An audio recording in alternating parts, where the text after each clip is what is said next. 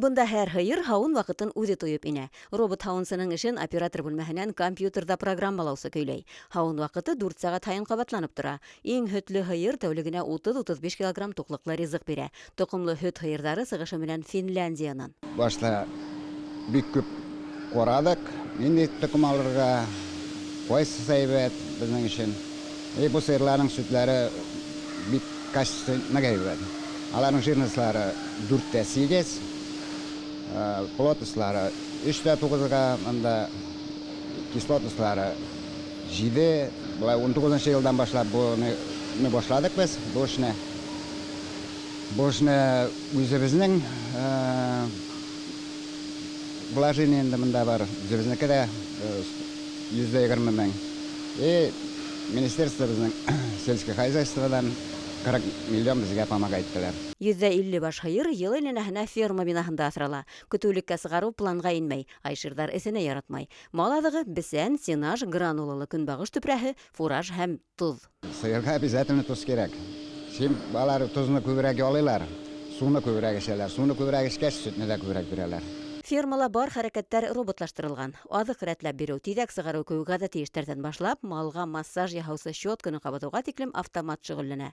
Һөт ранчоһында әлеге көндә барыһын 5 хезмәткәр башкара. Айшыр токымлы һыйырдар буйга тәпәш, гәүдәгә какса, әмма улар безнең климат һәм асрау шартларына сызам. Һөттәре пломбир кеүек тидер. Куе, тәмле, майлы һәм акымга бай. Үзенчәлекле сыр өчен тап шундай һөт кирәк. Сыр цехында киреһенсә, бар эш тик кулдан башкарыла. Был хезмәткәрләрнең хәрәкәтләре халмак, кулдары һизгер. Кулыбыз, кошак, пешәйне кошак юк. Монда эшләргә кыен түгел. 2 атна йөрдем, йөрәнергә потом эшләп киттек инде шулай.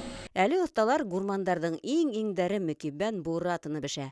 Һәр тумалак эслек төрелгән моцарелланан гыйбарәт. В момент филатуры девочки чувствуют руками, когда нужно остановиться, работать с массой, когда уже пора формировать бурату, чтобы она не стала резиновым шариком. То есть на всем протяжении буратка остается у нас такой мягкой, вы видите, да? Если перестараться на филатуре, перегреть ее, передержать в горячей воде, то этого уже не будет. Будет жесткая, неприятная, скрипучая масса. Факторов очень много, но первое – это, конечно, руки девочек.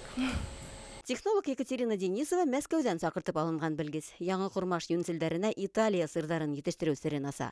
Рикотта, бурата, халуми, страчателла бында ел ярым элек даими җитештерүгә алынган. Әле камамбер һәм бри әзерләүгә тотынгандар. Солим, сухой солью, они будут стоять на столе, впитают всю эту соль, и затем они отправятся на дальнейшее созревание в камеру 10-12 градусов с высокой влажностью, где будут каждый день переворачиваться.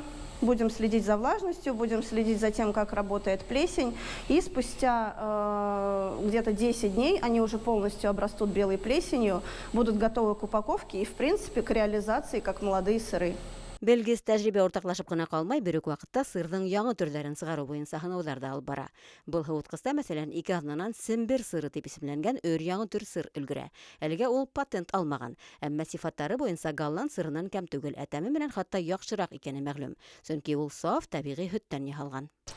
Сыр бешерү цехында ташландык калдыктар юк. Буратыннан калган ошо кисәктәрде ресторанга даталар, пицца бешерергә. Һөт ранчоһы хуҗабикәһе Земфира Абдуллина берничә ел элек кабул иткән карарыбызга үкенмәйем ди. Продукция үз кулланусыһын тапкан. Бүгін Кушнаренко эшкуарлары Мәскәү ресторандарына сыр һату турында 3 еллык килешү төзергә йыена. Большой контракт на 300-400 килограмм в день бри и камамбер. Именно крафтовый. Здесь очень много выпускает камамберов, бри, но такого сыра, как у нас, нету. У нас без ГМО, на своем собственном отборном молоке. И это как-то привлекло их. И вот на сегодняшний день они готовы с нами сотрудничать. Баш каланың талапсан кулланусыһына етерлек күләмдәргә өлгәшер өчен хуҗалыкта барыһы ла хәстәрләнгән. Һөт җитештерелә, белгечләр эшләй, өстәмә кораллар һатып алыр саралар бар, сыр бешү цехын киңәйтер мәйданнар каралган. Һөт ранчоһы киләсәккә тагы агротуризм оештыру кебек тә киң максаттар кура. Нафиса Генябаева, Вадим Юмадилов, Зарима Хисматуллина, Хәбәрдар, Башкортстан.